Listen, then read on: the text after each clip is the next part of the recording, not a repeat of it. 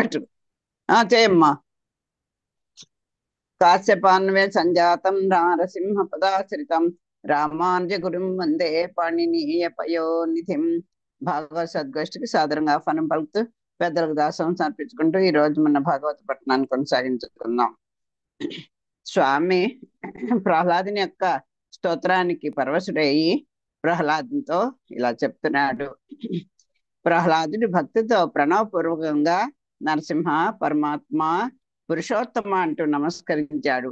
అప్పుడు శ్రీ నరహరి ఇలా పలికాడు: నీ ఎట్టి సుజ్ఞాన నిపుణులే కాంతులు కోర్కులు నా ఎందున్ కోరలుల్లా అట్లైనన్ ప్రహ్లాద అసురేంద్ర భర్త వైసాగి మన్వంతర సమయమెల్ల నిఖిల భోగంబులు నీవు భోగింపుము కళ్యాణ బుద్ధినా కథలు వినుము సకల భూతములందు సంపూర్ణుండగు నన్ను యజ్ఞేశున్ ఈశ్వరున్ ఆత్మ నిలిపి కర్మ జయములెల్ల ఖండించి పూజనమాచరింపు ఈశ్వరార్పణముగా భోగముల నశించున్ పుణ్యంబున్ వ్రతములన్ పాప సంచయములు పాయు నిన్ను.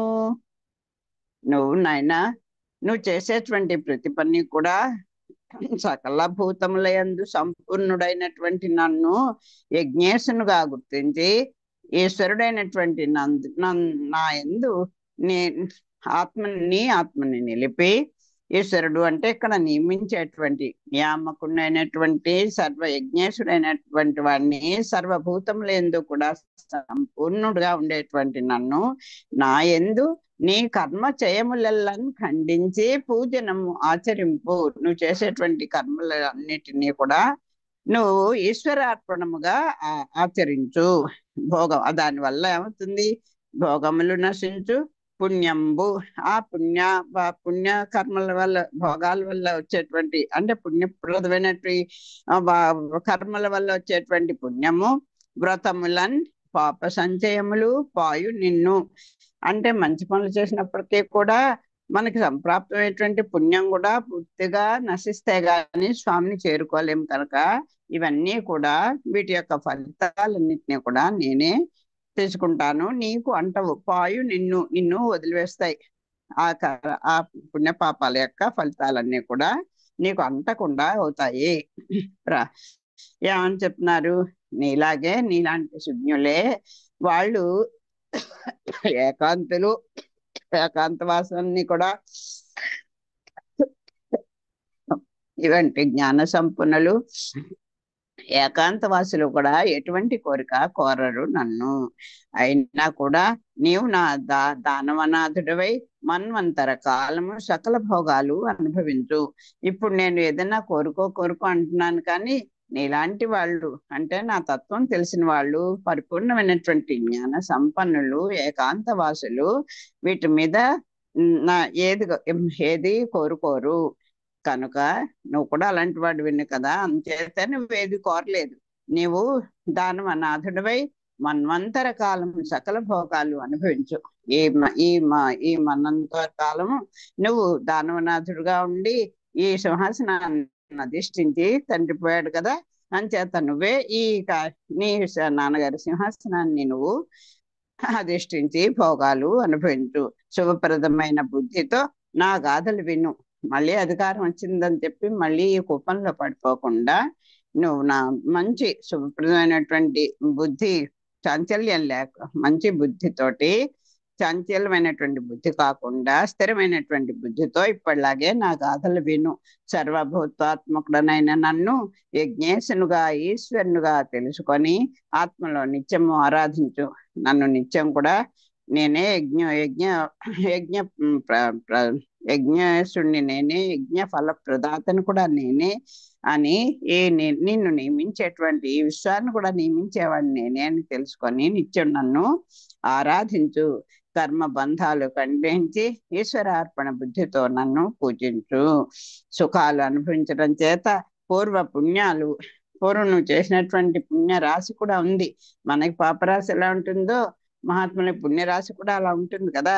అది కాస్త నువ్వు అంటే ఇవి చేసేటువంటి నన్నే కనుక ఆరాధిస్తూ బుద్ధి నన్నే స్తోత్రం చేస్తూ నా మీదే నా అన్ని మా ఆత్మ నా యందు ఆత్మార్పణం చేసుకొని చేసినట్టయితే నీ పూర్వ పుణ్య వ్యయం కాస్త అవుతుంటుంది. నీ పుణ్య రాశి ఉంది కదా, అది కాస్త తరుగుతూ ఉంటుంది.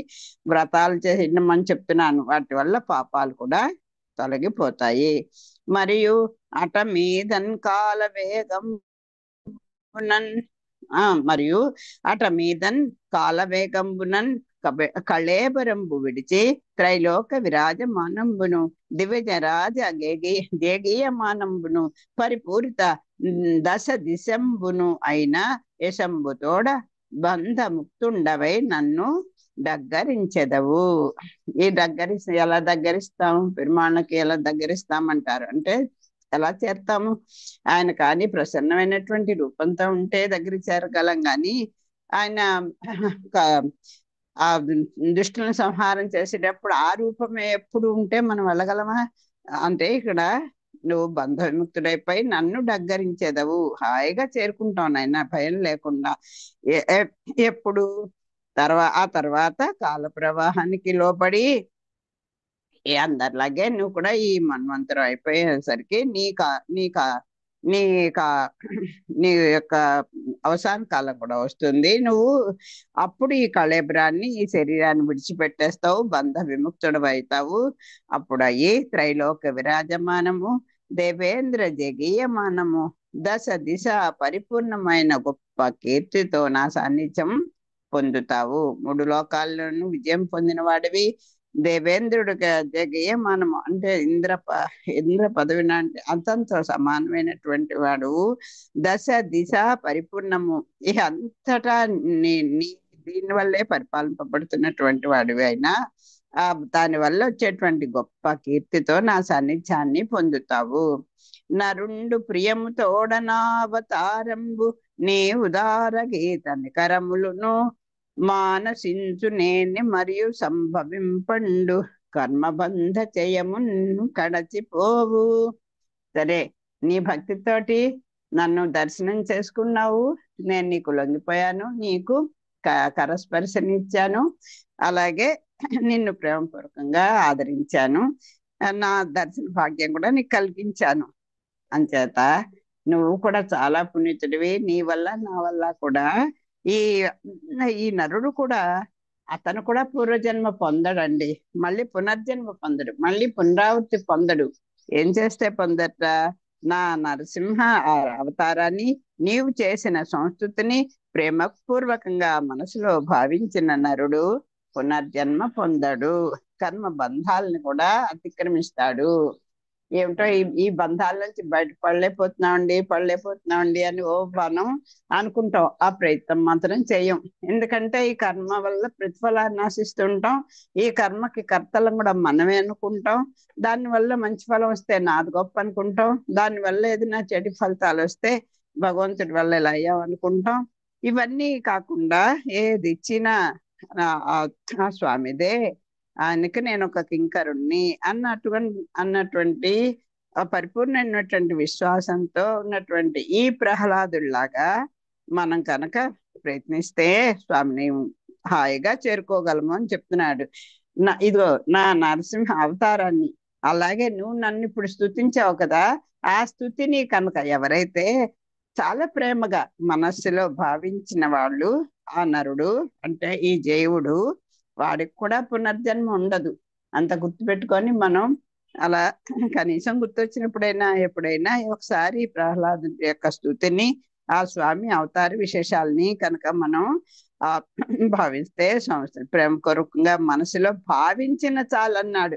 కూర్చొని మళ్ళీ ఒకసారి చదువుకోండి, పదే చదువుకోండి. ఇప్పుడు ప్రహ్లాదుడు చెప్పినట్టుగా నా వేదగాథలన్నీ మళ్ళీ స్తోత్రం చెయ్యి, అన్ని నా మీద పెట్టిది చెయ్యి అనక్కలేదు. అయ్యో ఒకసారి చదువుకుంటే బాగున్నాయి, ఏమిటో దృష్టి వెళ్ళాలి అనుకోండి అన్నా చాలు, కర్మబంధాలు అతిక్రమిస్తాడు అని ప్రహ్లాదుని ఇట్లనే ప్రహ్లాదుని ఇలా చెప్తున్నట్ట అని నరసింహస్వామి అనగా ప్రహ్లాదుడు మహానందంతో ఇలా పలికాడు. ఈయనకి చాలా సంతోషం అయిపోయింది. అయ్యయ్యో నాకు ఇవేం అక్కర్లేండి, రాజ్యం అక్కర్లేదు, ఇది అక్కర్లేదు అని చెప్పి అనలేదు. భరతుడు లాంటి వాడు అనమాట. స్వామి ఏది ఆదేశిస్తే అదే ఇది. అలాంటి ప్రేమ ఈ ప్రహ్లాదుడికి. అంచేత ఆయన ఆజ్ఞ మేరకి అలా ఆ స్వామి ఏది ఆజ్ఞ చేస్తే దాని మీదే దాన్ని కట్టుబడేటువంటి వాడయ్యాడు ప్రహ్లాదుడు అని ఇలా చెప్తున్నాడు. చాలా సంతోషం అయిపోయింది స్వామి అనుగ్రహ భాషణం. శ్రీవై తొల్లి సోదరుని హిరణ్యాక్షు నీవు చంబుటం చేసి నిగ్రహమున మా తండ్రి రోష నిమగ్నుండై సర్వలోకేశ్వరున్ పరము నిన్నెరుగలేక పరిపంది పగిది నీ భక్తుండనగు నాకు అపకారములు చేసే అతండు నేడు నీ శాంత దృష్టితే నిర్మలత్వమునొందెన్ కావున పాప సంఘంబు వలనన్ బాసి శుద్ధాత్మకుండు గాక భవ్యగాత్ర వరము వేడద నాకింబు మనజనేత్ర భక్త సంగాత ముఖ పద్మ పద్మమిత్ర భక్త కల్మష వల్లికా పటుల మిత్ర. ఏమంటున్నాడు చూడండి నాయన. మరి నువ్వు ఏదైనా కోరుకో, నీకేవి కోరుకుంటే అది ఇస్తానన్నాడు కదా స్వామి. అంచేత తన కోరిక ఏదో చెప్పుకున్నాడు. నాకు ఇలాంటి కోరికలు వద్దయ్యా, మళ్ళీ మళ్ళీ కోరికలు అతిశయించేటువంటి కోరికలు నాకేవద్దు అని చెప్పాడు కదా. కానీ ఒక్క విన్నపం చేసుకుంటున్నాడు. ఏమని? దేవా, పూర్వము నీవు వరాహ రూపంలో వచ్చి తన తమ్ముడైన హిరణ్యాక్షుని సంహరించావని మా తండ్రి ద్వేషంతో రోషంతో సర్వేశ్వరుడమైన నిన్ను గుర్తించలేకపోయాడు. అంటే భగవంతుని యందు ఆ ఆ మరపు అనేది ఎందుకు వస్తుందండి? ఆ స్వామి మీద ప్రేమ లేకపోతే ఆయన్ని ద్వేషిస్తూనే ఉంటే ఇంకా ప్రేమ ఎలా పుడుతుంది? అతని యొక్క గొప్పతనాన్ని, అవతల వాళ్ళలో ఉన్న గొప్పతనాన్ని కూడా మనం గుర్తించలేం కదా. వాడు ఎంత మంచి వాడైనా కనీసం వాడి దగ్గర కొంచెం కొద్దిపాటి ఉన్న ఆ గుణాన్ని కూడా లేదు, పరిపూర్ణ గుణుడై ఉంటాడు, మంచి గుణాలు కలిగే ఉంటాడు. ఏదో ఒక చిన్నది నీకు అపకారం తెలుసో తెలియక అవతల వాడు చేశాడని అదే కక్ష పెట్టేసుకుంటే ఇవేవి కూడా నీకు అతనిలో ఉన్న మంచి గుర్తించలేడు. అలాగైపోయాడు నా తండ్రి. నువ్వు పూర్వం వరాహ రూపంలో వచ్చావు కదా, తన తమ్ముడైనటువంటి హిరణ్యాక్షుని సంహరించావని మా తండ్రి చాలా ద్వేషంతో, నీ మీద రోషంతో, నీ సర్వేశ్వరత్వాన్ని కూడా మర్చిపోయాడు. నిన్ను బద్ధ విరోధిగా కూడా భావించాడు. ఇంతకన్నా శత్రు ఇంకోడు లేడు అన్నట్టుగా అదే దృష్టిలో ఉండిపోయాడు. రోష నిమగ్నుండే సర్వలోకేశ్వరున్ పరము నిన్నెరుంగలేక, పురుడైనటువంటి వాడివి, సర్వలోకాలకి ఈశ్వరుడైనటువంటి నిన్ను విరోధిగా భావించాడు. బద్ధ విరోధి అంటే పరిపంది అంటే బద్ధ శత్రువులాగా భావించాడు. నీ భక్తుడు అయినందుకు నన్ను నానా బాధలు పెట్టాడు. ఇది ఇంకా తప్పండి. ఎవరి మీద శత్రుత్వం అంటే వాళ్ళని ఏదో మాట అన్నారు, లేకపోతే వాళ్ళకి కొంచెం దూరంగా ఉండాలి, అంతేగాని ఎవరైతే వాళ్ళని కాస్త పొగడని కాదు, వాళ్ళలో ఉన్న మంచి గుణాలు ఇంకోళ్ళు పొగిడినా కూడా చూడలేకపోవడం, వెళ్ళలేకపోవడం, నాకు చెప్పబడి గురించి అని చెదిరించేసుకుంటాం చూడండి, అది ఇంకా పాపం అండి. నీకు శత్రువు అయితే అవ్వచ్చు, నువ్వు అతనిలో ఉన్న మంచితనాన్ని గుర్తించలేకపోవచ్చు, కానీ గుర్తించేవాడిని కూడా నువ్వు ద్వేషించడం, మీరు ఏదో పిచ్చి పట్టింది మీకు అనుకోవడం, ఇవన్నీ ఇంకా చాలా తప్పది. అంచేత నేను నీకు భక్తున్నయ్యా అని చెప్పి ఆ కోపం పెట్టుకుని నన్ను కూడా చాలా నానా బాధలు పెట్టాడు. అటువంటి నా తండ్రి ఈనాడు నీ శాంత దృష్టి సోకి నిర్మలుడయ్యాడు. పోండే, ఇన్నాళ్ళకి నీ కరుణా కటాక్షాలు అతని మీద పడ్డాయి కనుక అతను హాయిగా నిర్మలుడయ్యాడు. అందువల్ల ఆయన పాపాలు పోయి పరిశుద్ధాత్ముడయ్యేలాగున వరం ప్రసాదించు స్వామి. చూడండి, ఇంతకన్నా గొప్ప గుణం ఏం కావాలి? అందుకే ఈ హిరణ్యకశిపుడు కూడా వచ్చింది కదా పూర్వం ఒక వృత్తాంతం. ఓహో, అలాంటి కోవలోని వాడు కావును ఈ ప్రహ్లాదుడు. అందుకే నేను ఎన్ని మాట్లాడుతున్నా ఏం చేస్తున్నా నా మీద పగ పెట్టుకోవట్లేదు అని చెప్తాడు కదా. అలాంటి వాడండి. అది ఇక్కడ రుజువు చేసుకుంటున్నాడు చూడండి. అమ్మమ్మ, అన్ని బాధలు పెట్టాడా? మంచి పని చేసావు తండ్రి, నా తండ్రిని సంహరించి అని అనలేదు చూడండి. ఇదిగో ఆయన చేసిన పాపాలన్నీ కూడా పోయి పరిశుద్ధమైనటువంటి ఆత్మ కలిగిన వాడుగా కాస్త ప్రసాదించు తండ్రి, ఆ వరాన్ని నాకు ప్రసాదించు స్వామి. నీవు భక్తుల ముఖ పద్మాలకు పద్మమిత్రుడవు, భక్త జన పాపలత లవిత్రుండవు. ఆ పా ఈ ఈ భక్తజనుల యొక్క పాపాలనేటువంటి లతలన్నీ ఖండించేవాడివి నువ్వు కదా. ఏదో నేను మరి ఇలా కోరుకోవడం పాపమేమో, ఏమో ఏం చేసిన భక్తుడిని కదా, నా కోరికని నువ్వు మన్నించు. నీ భక్తుల యొక్క ముఖ పద్మాలు ఉన్నాయే, వాటికి పద్మమిత్రుడు అంటే ఎవరు? సూర్యుడు లాంటి వాడు. అంటే వీళ్ళకి ఏదైనా తామస గుణంలో ఉన్నా వాళ్ళని ఇంకా అతిశయించేట్టుగా, పద్మాల యొక్క ఆ సూర్యుని యొక్క కాంతి పడితే జముని పద్మాకరము వికసముక చేయు అని వస్తుంది కదా. ఆ పద్మాలకి ఎంత వికాసం కలుగుతుంది కదా సూర్యకాంతి పడినప్పుడు. అలాగా నువ్వు మాకు అలాంటి సూర్యుడు లాంటి వాడివి. మా పాపాలనేటువంటి లతల్ని ఖండించేవాడివి కదా తండ్రి. అంచేత నా కోరికని, మా నాన్నగారిని మన్నించి నా కోరికని నెరవేర్చు, ఆయన పాప విముక్తుడిని చెయ్యి అని చెప్పి వేడుకుంటున్నాడు. అని నా భక్త వత్సలుండు ఇట్లనియే. ఆ భక్త వత్సలుడు కదా నరసింహస్వామి, ఆ స్వామి ఇలా చెప్తున్నాడు అని ప్రహ్లాదుడు పలుకగా, భక్త వత్సలుడైన నరసింహస్వామి ఇలా అన్నాడు. నిజ భక్తుండవు నాకు నిన్ను గనుట నీ తండ్రి, త్రిసప్త పూర్వజులన్ గూడి పవిత్రుండై సుభగతిన్ వర్తించు, విజ్ఞాన దీపజితానేక భవంధకారులకు మద్భక్తుల్ వినోదించు దేశజనుల్ దుర్జనులై శుద్ధులు సుమే సత్యంబు దైత్యోత్తమా. నువ్వు నిజంగా నాకు నిజమైన భక్తుడి, నువ్వు పరమ భక్తుడివి నాయన. నువ్వు నాకు నిన్ను కనడం వల్ల చూడండి, నిజ భక్తుండవు నాకు నిన్ను కనుటన్ నీ తండ్రి, త్రిసప్త పూర్వజులన్ కూడి పవిత్రుండై సుభగతిని వర్తించు. ఇదిగో నిన్ను కనడం వల్ల నీ తండ్రి ముయేడు అంటే 3 ఏళ్ళు 21 తరాలు. అందుకే చెప్తారు ఇప్పుడు మనం ఉన్న తరం మనకి పైన ఇంకా రాబోయే 7 తరాలు అన్న, మన పిల్లలు వాళ్ళ పిల్లలు అలా చూసుకుంటే 7 తరాలు. ఇంతకు ముందు మనకు తరానికి ముందున్నటువంటి గడిచిపోయినటువంటి 7 తరాల్లో వాళ్ళు అందరూ కూడా శుభస్థితి పొందారయ్యా. అదే చెప్తారు ఆ కుటుంబంలో. అందుకే పెద్దలు చేసిన పుణ్యం అండి అంటారు. ఈ విషయాన్ని రామచంద్రమూర్తి సుగ్రీవుడితో ఏదో ఘంటాపథంగా చెప్తాడు కదా. ఏమిటయ్యా అందరినీ రక్షించేస్తావంటే, అందరినీ రక్షించేస్తాను, ఇటేడు తరాలు అటేడు తరాలని, ఈ తరం మొత్తం 3 తరాలు 7 తరాలని కూడా పవిత్రం చేసేస్తాను. నేను ఆడిన మాట తప్పను. నన్ను శరణాగతి చేసిన వాళ్ళకి వాళ్ళతోటే కాదండి, అటేడు తరాలు ఇటేడు తరాలు. పూర్వం చూడండి, సంబంధ బాంధవ్యాలు కల్పించుకోవాలంటే అటేడు తరాలు ఇటేడు తరాలు వాళ్ళ పూర్వులు ఎలా ఉన్నారు, రాబోయే తరం వాళ్ళు ఎలా ఉన్నారని చెప్పలేం. కానీ నిన్ను బట్టి నీ ఇది తెలుస్తుంది కదా, అలా చూసుకునేవాళ్ళు. అలాగా వాళ్ళందరూ కూడా వెనకే ఉన్నారు.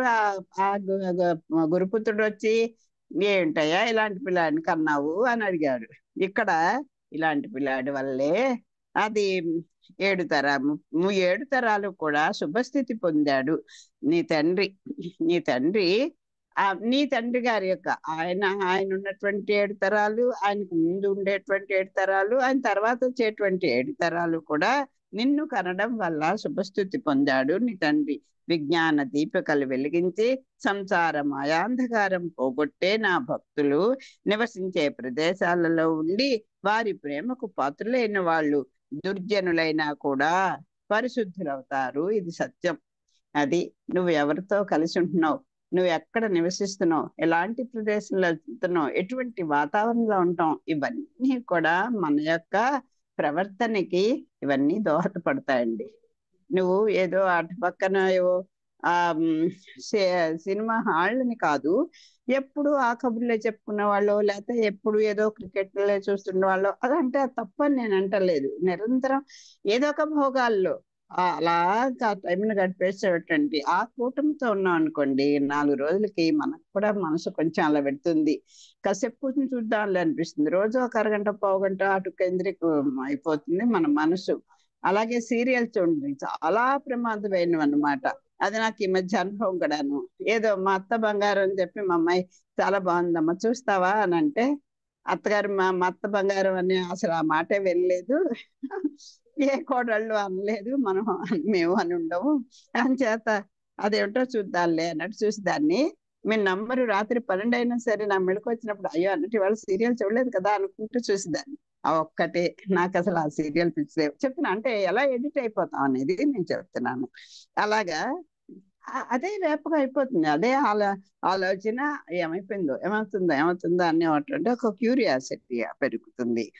అంచేత నా భక్తులు ఎలాంటి వాళ్ళు, ఈ అంధకారాన్ని తమస్సు అనేటువంటి, తమస్సు అంటే చీకటి కదా, ఆ సంసార మాయా అంధకారాన్ని, ఈ సంసారం అనేటువంటి అంధకారాన్ని పోగొట్టి జ్ఞాన దీపికలు వెలిగిస్తారు నా భక్తులు. వాళ్ళు నివసించే ప్రదేశాల్లో ఉన్నా సరే చాలు. అంటే ఈ ప్రహ్లాదుడి దగ్గరగా ఉండడం చేతే ఆ తండ్రికి అలాంటి విముక్తి కలిగిందేమో, మరి అంతే అనుకోవాలి. నా భక్తులు నివసించే ప్రదేశాల్లో ఉండి వారి ప్రేమకు పాత్రులైన వాళ్ళు ఉంటారే, వాళ్ళు దుర్జనులైనా సరే, నువ్వు ప్రేమ పడ్డావు నీ తండ్రి మీద, నీ తండ్రి చాలా దుర్జనుడే, నీ ప్రేమను స్వీకరించడం కానీ నీ యొక్క మంచి మాటలు కూడా ఆయనకు నచ్చలేదు, విరోధిగానే ఉన్నాడు, దుర్జనుడుగానే ఉన్నాడు. కానీ అతను ఎందుకు పరిశుద్ధుడయ్యాడు? నీ నీ దగ్గరగా ఉండడం చేతే నువ్వు నా భక్తుడివి. అంటే భక్తుల యొక్క ప్రభావం ఎంత ఉంటుందో చూడండి. భగవంతుడి కన్నా భక్తులు, ఇంకా ఆచార్యుడు చాలా గొప్పవాడు అని చెప్పి తెలియజేస్తున్నారు. ఇది సత్యం. ఘన సూక్ష్మభూత సంఘాతంబు లోపల ఎల్ల వాంఛలు మాని ఎవ్వరైనా నీ చందమున నన్ను నెరయ సేవించిన మద్భక్తుల గుదురు మత్పరులకు గురి సేయ నీవ యోగ్యుండవైతే ఇట మీదన్ వేద చోదితమైన విధము తోడ చిత్తంబునా మీదంచేర్చి నీ తండ్రికిన్ పెత కార్యంబులు సంప్రీతించేయు అతండు రణమున నేండు నా అంగమస్పర్శమ స్పర్శనమున నిర్మల దేహుండై నవ్య మహిమ అపగతాఖిల కల్మషుండై తనర్చి పుణ్యలోకంబుల కుంయేగున్ పుణ్యచరిత. ఘన సూక్ష్మభూత సంఘాతంబు లోపల ఎల్ల వాంఛలు మాని ఎవరైనా నీ చందము నన్ను నరయా సేవించిన మద్భక్తులు అగుదురు. ఎలాగండి? ఆ ప్రహ్లాదుల్లాగా మనం భక్తిగా మారిపోవాలంటే అది సాధ్యమైన పని కాదు కదా. ఆ నారదుల వారి యొక్క కృప చేత ఏదో ఆయనకి ఆ తల్లి కడుపులో ఉన్నప్పుడే భగవతత్వం ఎవరో ఒకరు చెప్పారు కనుక ఆయన ఆలకించాడు. వాళ్ళ యొక్క కటాక్షం చేత అతను గుర్తు పెట్టుకొని అది ఆచరణలో పెట్టుకున్నాడు. మరి మామూలు వాళ్ళకి అలా సాధ్యం అవుతుందా? అన్నిటికీ మనకి డౌటే. ఇలా చేయండి అయ్యా, చేస్తే అవుతారు అని అంటే అబ్బే, మళ్ళీ ఒకసారి అందుకే చెప్తున్నారు, పుణ్యచరిత చిన్నవారైనా పెద్దవారైనా ఎల్ల వాంఛలు మాని ఎవరైతే నీ వలె నన్ను ఉపాసిస్తారో వాళ్ళు నా భక్తులు. నా భక్తులలో నీవు ఉత్తముడవు. నా భక్త కోటిలో అగ్రగణ్యుడు నువ్వే. మిగతా వాళ్ళు కూడా ఎలాగా, పిల్లలు లేరు, పెద్దలు లేరు, ఎవరైనా సరేనండి, అదిగో నీలాగా ప్రహ్లాదుడు ఏం చేశాడు? ఏ భోగాల మీద దృష్టి పెట్టలేదు, అసలు వాటి గురించి వినలేదు. ఆ గురువులు కూడా ఏదో రకంగా ఇతన్ని ప్రేరణ చేసి ఈ భోగాలకు అనుభవించేట్టుగా తన ఇంద్రియాలను మారుద్దాం, అతని బుద్ధిని మారుద్దాం అని ప్రయత్నం చేసినా కూడా వెళ్ళలేదు. అంటే ఏ కోరికలు ఉండకూడదా? అనుభవిస్తూ భగవదర్పణంగా చేసుకోండి అని చెప్తున్నారు. అంతా అలా ప్రహ్లాదుల్లాగా మనం అయిపోలేం, కానీ మనం చేసే కర్మల యొక్క ఫలాల్ని ఆశించకుండా, అలా కోరికలు ఒకటి తీరేసారు ఒకటి అని అనుకోకుండా కొంచెం సంతృప్తులుగా అయ్యి కొంచెం మన కోరికల మీద కాస్త విరక్తిని పెంచుకుంటూ స్వామిని కనుక ఉపాసిస్తే అలా ప్రహ్లాదులా వెంటనే అయిపోయినా కొన్ని జన్మలకైనా మన భక్త కోటిలోకి చేరుతావేమో. అందుకే చెప్తున్నారు, భక్తులు ఎంత పౌరైన వాళ్ళంటే మరి కులశేఖర్లు ఉంటుంది అలా చెప్తారు కదా, తద్భృత్య పరిచారక భృత్య. నీ భక్తుల యొక్క వాళ్ళ భక్తులు ఎక్కడొక్కడ చిట్ట చివరి లైన్లో ఒక్కసారి నించోబెట్టవయ్యా. అలా నించోబెడితే ఎప్పుడప్పుడు లైన్ అసలు లైన్లో అంటూ ఉంటే కొన్ని జన్మలకైనా మనం చేస్తాం కదా. అదయ్యా నేను కోరుకుంటున్నాను అంటారు కదా. అలా నువ్వు ఆ భక్తులలో నువ్వే మొదటి వాడివి. ఇక నీవు నా మనస్సు ఇక నీ మనస్సు నా మీద నిలిపి సంతోషంగా వేదోక్త విధిగా నీ తండ్రికి ఉత్తర క్రియలు చెయ్యి. ఇక్కడ చూడండి, అంత దుష్టుడైనటువంటి వాళ్ళైనా సరే, మన తల్లిదండ్రులు పెద్దలు ఎవరో ఒకళ్ళండి, వాళ్ళు వాళ్ళు మనకి ఏదో అపకారం చేశారు. నిజంగా ఇన్ని బాధలు పెట్టిన వాడు తండ్రి అయితే మాత్రం, తల్లి అయితే మాత్రం, ఇంకోళ్ళైతే మాత్రం పెడతారా? మరి ఆ రామచంద్రమూర్తి అంటాడు కదా రావణాసుడికి, ఆ అంత్యక్రియలు చేయడానికి నువ్వు చేయకపోతే నేను చేస్తానని మాట్లాడతాడు కదా. అలాగా ఇంకా నువ్వు హాయిగా నీ మనసును సంతోషంగా ఉంచుకో, నా మీద దృష్టి పెట్టుకో, నీ కర్మని నువ్వు పూర్తిగా నిర్వహించు, రాజ్యాధి అధికారాన్ని చేపట్టు, హాయిగా సుఖంగా ప్రజలు పాలించు, హాయిగా ఉండు. ఇప్పుడు నీ కర్తవ్యం ఏమిటి? వేదంలో ఎలా చెప్పబడిందో అలాగా వేదోక్త విధిగా తండ్రి గారికి అంత్యక్రియలు చెయ్యి. ఉత్తర క్రియలు అంటే తర్వాత చేసే పనులు ఏమిటో అది దాని మీద నీ మనసుని పెట్టు అని ఆజ్ఞాపించాడు. అతడు నా శరీర స్పర్శతో నిర్మల దేహం పొందాడు. అదిగో బాబాయ్, చిచ్చి చిచ్చి అలాంటి శరీరం నా తండ్రి అయిన సరే నేను తాకను అనేస్తాం. ఇంకోళ్ళు అయితే అనేస్తారు కదా. లేదయ్యా, భగవంతుని కన్నా అదిగో నా స్పర్శ ఎప్పుడైతే తగిందో ఖండించాడు కదా, నఖాలతో చీల్చేశాడు కదా. స్వామి స్పర్శ తగిలేసరికే ఆ ఆ హిరణ్యకశిపుడికి నిర్మలత్వం వచ్చేసింది, నిర్మలమైనటువంటి దేహం వచ్చేసింది. కల్మషాలన్నీ కూడా కడిగేసుకొని పుణ్యలోకాలకు వెడతాడయ్యా, నువ్వేమీ ఇబ్బంది పడకు అని చెప్పాడు. అని ఇట్లు నరసింహదేవుండు ఆనతిచ్చిన హిరణ్య కశిపునకున్ ప్రహ్లాదుండు పరలోక క్రియలు చేసి భూసురోత్తముల చేత అభిషిక్తుండయ్యే అయ్యడన్ ప్రసాద సంపూర్ణ ముఖుండైన శ్రీ నృసింహదేవుని చూచి దేవతా ప్రముఖ సహితుండైన బ్రహ్మదేవుండిట్లనే. ఇప్పటి వరకు ఇలాగ కళ్ళప్పగించి చూస్తున్నారు ఈ దేవతాగణము, బ్రహ్మ రుద్రాదులు, ఇంద్రుడు, ఆ అమ్మ కూడా అక్కడే ఉందేమో, అందరూ అలా చూస్తున్నారు. చూస్తుంటే ఆ స్వామి యొక్క ఆజ్ఞను పాటించిన వాడే ప్రహ్లాదుడు తండ్రి గారికి పరలోక క్రియలన్నీ కూడా చేశాడు. చేసి అందరి చేత అక్కడికి అయిపోయింది. ఈయన భూసురుల చేత, ఆ పండిత ఆ ఆ పండిత శ్రేష్ఠుల చేత అభిషిక్తుడయ్యాడు. అప్పటికి స్వామికి ప్రసన్నుడయ్యాడు. అమ్మయ్య, నేను వచ్చిన పని కృతకృత్యస్తదారామో విజ్వర ప్రమోద అన్నట్టుగా ఆయన అనుకున్న పని అయిపోయిందని రామచంద్రమూర్తి విభీషణ పట్టాభిషేకం చేశాక ఎలా అయితే అనుకుంటాడో అలాగా స్వామి సంతృప్తుడయ్యాడు. వెంటనే ప్రహ్లాదుడు ప్రసాద సంపూర్ణ ముఖుండైన అంత అసలే ప్రసన్నం అయిపోయాడు. ఆ భక్తుడిని చూసేసరికి నీ ప్రసన్నమైనటువంటి దివ్యమంగళ విగ్రహం వచ్చేసింది స్వామికి. అయినా కూడా ఇప్పుడు ఇంకా తృప్తి అమ్మాయ్య అనుకున్నట్టు అయింది. ప్రసాద సంపూర్ణ ఉన్న ముఖుండై ఆ నృసింహదేవుని చూచి అప్పుడు ఇవి ఎప్పుడు అక్కడ ఉన్నటువంటి ఆ దేవతా ప్రముఖులందరూ కూడా, వాళ్ళందరికీ శ్రేష్ఠులైన వాడేవాడు బ్రహ్మగారు కదా, ఆయన ఇలా అంటున్నాడు స్వామితోటి అని. నరసింహస్వామి కరుణాంతరంగుండే ఆనతిచ్చాడు ప్రహ్లాదుడికి ఇలా చేయమని. వెంటనే ప్రహ్లాదుడు సుస్నాతుడై విప్రవర్యుల పర్యవేక్షణలో తండ్రికి పరలోక క్రియలు జరిపి ప్రాజ్ఞులచే ప్రశంసింపబడ్డాడు. చూడండి, అవి కూడా యథావిధిగా చెయ్యాలండి, అప్పుడే అందరూ మెచ్చుతారు. ఏదో మొక్కు పడుకో అదిగో తద్దినమైనా పెట్టాడు కాదు, ఒక ఇదేంటి తర్పణమైన జన్మని ఇవ్వడు తండ్రికి అలాగా అనేస్తారు అనుకోకుండా, అలాంటి అవకాశం లేకుండా వేదోక్తంగా ఆ పెద్దల యొక్క సమక్షంలో అలా చక్కగా తండ్రి కార్యక్రమాలన్నీ కూడా చక్కగా చేశాడు. చేస్తే అందరూ కూడా ఇతన్ని చాలా ప్రశంసించారు. నాయన చాలా బాగా చేసావు అయ్యా, చాలా బాగా చేసావు, చక్కగా పద్ధతిగా చేసావు అంటారు చూసారా పెద్దలు, అలాగ పద్ధతిగా చేశాడు. అనంతరం ప్రసన్నమూర్తి అయిన నరసింహస్వామిని చూచి దేవతా శ్రేష్ఠులతో కూడి బ్రహ్మదేవుడు ఇలా విన్నవించాడు. దేవదేవాఖిల దేవేశ భూత భావన వేండు నా చేత వరము బడసి మసృష్ట జనుల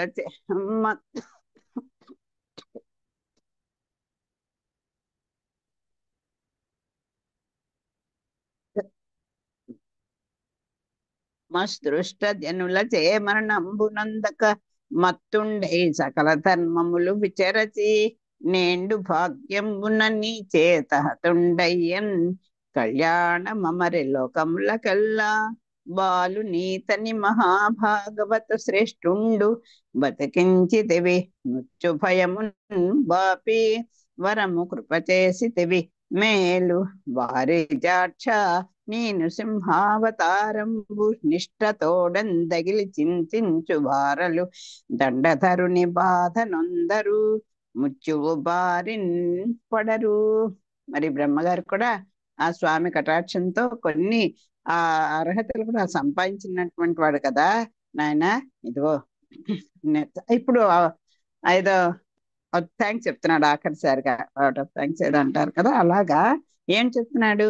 దేవదేవ సర్వేశ్వర, ఈ హిరణ్యకశిపుడు నా చేత సృష్టింపబడిన ప్రాణుల వల్ల మృత్యువు పొందని విధంగా నా వల్ల వరం పొంది గర్వించాడు.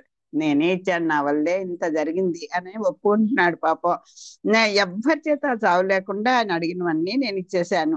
నేను ఇచ్చిన వరాల వల్ల అతను గర్వించి అలా ప్రవర్తించాడు. సకల ధర్మాలను కూడా మంట కలిపాడు, లోకాలను శోకాల పాలు చేశాడు. అటువంటి ఉద్దండు ఈనాడు మా అదృష్టం వల్ల నీ చేతిలో అతడయ్యాడు. నీ చేతిలో అతను ఇప్పటికీ చావబడి నీ చేత చంపబడి లోకాలకు మేలు కలిగించావు. నువ్వు అతన్ని సంహరించి లోకాలకు మేలు కలిగించావు. కమలాక్ష, ఈ బాలుడు భక్త శిఖామణి, ఇతనికి మృత్యు భయం జన్మ భయం లేకుండా వరం ప్రసాదించు. అబ్బబ్బా, అడుగడుగున్నా ఇదేంటే కదా, అడుగడుగున్నా ప్రాణ సంకటం అన్నట్టుగా క్షణం ఆ మృత్యు భయంతో పాపం బతికాడు ఈ పిల్లవాడు. అంచేత ఇంకా మరు జన్మ వస్తుందేమో అనేటువంటి జన్మ భయం ఉండకూడదు, ఇతనికి మృత్యు భయము కూడా ఏమీ ఉండకుండా వరం ప్రసాదించావు స్వామి. నీ నరసింహావతారాన్ని నిష్ఠతో ఉపాసించే వాళ్ళు యముని వల్ల బాధలు పడరు, మృత్యు భయం కూడా పొందరు అని బ్రహ్మగారు చెప్పినారు. అని నా నరసింహదేవుండిటనియే బ్రహ్మగారితో ఆ స్వామి ఇలా చెప్తున్నాడు. మన్నించి దేవశత్రులకెన్నండు ఇటువంటి వరములీకుము, పాపోత్పన్నులకు వరములిచ్చుట పన్నగములకమృతమిడుట పంకజ గర్భ. పాముకి పాలు పోసి పెంచిన దాని స్వభావం పోదు కదా, పెంచిన వాడినే కాటు వేస్తుంది. అలాగా ఎలా వేడుకుంటున్నాడో చూడండి. ఆ బ్రహ్మగారు అంతే, ఆ శివుడు గారు అంతే. ఎవరైనా కాస్త వాళ్ళని కాస్త ప్రార్థించి జపాలు చేసి తపస్సులు చేస్తే వెంటనే వాళ్ళ దగ్గర ఉన్న పవర్ అంతా ఉపయోగించుకొని వరాలు ఇచ్చేస్తుంటారు. వాళ్ళు మళ్ళీ వాళ్ళ మీదకే తిరిగి వస్తే అప్పుడు స్వామి స్వామి అంటూ స్వామిని కాళ్ళ మీద పడతారు. అందుకని నాయన మన్నించి, ఇగో బ్రహ్మగారు కాస్త మాట ఆలోకించండి, ఇలా తొందరపడి నా మాట నేను వేడుకుంటున్నానయ్యా బాబు, ఇలాంటి వరాలు ఇచ్చేకే ఎవరికి ఇదిగో ఆ అర్హత లేని వాళ్ళకి ఏదో అపాత్రదానం చేయకూడదు అంటారండి. ఇప్పుడు ఈ భాగవంతం పట్టుకెళ్ళి అస్సలు ఇంట్రెస్ట్ లేని వాళ్ళకి, అసలు భగవంతుడు అంటే అస్సలు తలని వాడి తీసుకెళ్ళి ఈ భాగవత కథలు మనం చెప్దామని ప్రయత్నం చేస్తే ఏమన్నా ఫలితం ఉంటుందో చెప్పండి? బుడిదలో పోసిన పన్నీరే కదా అవుతుంది. అలాగా అంటే ఇప్పుడు ఏదన్నా మనం భక్తిగా వినేస్తున్నామంటే ఏదో చదవమన్నారు చదవాలే అని అన్నా కనీసం బుద్ధి అనే పుట్టిందేమో మనకి. అది నిష్టగా చేస్తున్నామా భక్తిగా చేస్తున్నామా అది మనకే తెలీదు. ఆ స్వామి ఎలా చేసినా ప్రేమగా స్వీకరించాలని కోరుకోవడమే. కానీ అసలు ఆ దృష్టి లేనటువంటి వాడికి పాపోత్పన్నులకు వరములు ఇచ్చుట, ఇచ్చిన దానికి నీకేదో మంచి వరం ఇచ్చారు, ఆ వరం ఇస్తే దాంతో నువ్వు చక్కగా ఎవరికి మన్నం లేకుండా చేయొచ్చు, వాళ్ళు కూడా అన్ని సౌఖ్యాలు అనిపించచ్చు, ఎవరికి భయపడకుండా చేసి నీ పవర్స్ ఉపయోగించి వాళ్ళు దేని వల్ల బాధపడుతున్నారో, ఎవరెవరు దేని వల్ల బాధపడుతున్నారో వాళ్ళు బాధపడకుండా వాళ్ళకి వినచట్టి అండగా నిలబడొచ్చు కదా. ఇప్పుడు నేను చావకుండా ఉండాలి, నేను బాగుండాలి అనుకోనే కదా ఇతను ఇలా దీని స్థితికి పొందాడు ఈ హిరణ్యకశిపుడు. మన్నించి దేవశత్రులకు ఎన్నండు ఇటువంటి వరము నీకుము. ఇదిగో దేవతల స్థితిలైనటువంటి వారు ఎవరు నిశాచలి రాక్షసమ్మ కొన్నారే, వీళ్ళకి నువ్వు వరాలు ఇచ్చేకు. పాపోత్పన్నులకు వరములు ఇచ్చుట ఎటువంటిదో చెప్తున్నాడు భగవంతుడు. ఓ పాపాత్ముడికి తీసుకెళ్ళి నీకు శక్తి ఉంది కదా అని ఏదో వరం ఇచ్చావనుకో అదేమవుతుంది, పాముకి పాలు పోసినట్టు అవుతుంది. పన్నగమ్ములకు అమృతముడుట పంకజాక్ష. పాలు కాదు, పాలు పోస్తే కొన్నాళ్ళకి సరే అది దానికి టైం వచ్చినప్పుడు ఇది అవుతుంది. దాన్ని తీసుకెళ్ళి అమృతం ఇచ్చామనుకోండి అసలు చావకుండా, అది ఇంకా మనకి రాబోయే తరాలంటే అలా దాన్ని విషం కక్కుతూ అందరినీ నాశనం చేస్తుంది కదా, అలాంటిది అని చెప్తున్నారు. పాములకు పాలు పోసి ఎంత ప్రేమగా పెంచినప్పుడు కూడా మళ్ళీ దానికి కాటువేయడం అనేటువంటి స్వభావం మానదు కదా, అది కూడా ఇదే. పంకజాసన అమర విరోధులను ఆదరించి ఇంకా ఎప్పుడూ ఇలాంటి వరములను ఇయ్యకు. పాపాత్మలకు వరములనివ్వడం పాములకు పాలు పోయడం వంటిది. ఇక్కడ అమృతం అన్నారు, పాలైనా సరే అమృతం ఏదైనా సరే దాన్ని చెడ్డ స్వభావం కలదు కదా, అది అందరినీ బాధ పెట్టేది కదా, విషము కక్కేది కనుక. విషం కక్కడం ఏంటంటే ఇతరులకు కీడ్ చేయడమే కదా. పాము కాటుకి ఇంకా కొంతమైనా ఇదవుతుంది. కొన్నాళ్ళకి ఆ విరుగుడు పాము మంత్రం వేస్తేనో ఇచ్చేస్తేనో కొంత ఇది పోయి మనం మామూలుగా ఉంటాం. కానీ దుష్టుడు చేసేటువంటి వాడికిట ఎంత చక్కని పద్యం చెప్తారో ఇక్కడ సుభాషితాల్లో.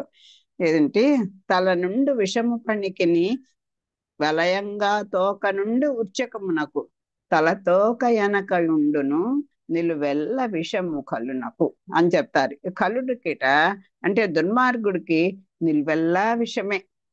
పాముకైతే తలలోనే ఉంటుందండి, తర్వాత ఏ పార్ట్ పట్టుకున్నా అదే మనకి కార్చివేదు. అందుకే పాముని కూడా ఆ తల దగ్గర ఆ కంఠం దగ్గర ఇలా పట్టుకుంటారు.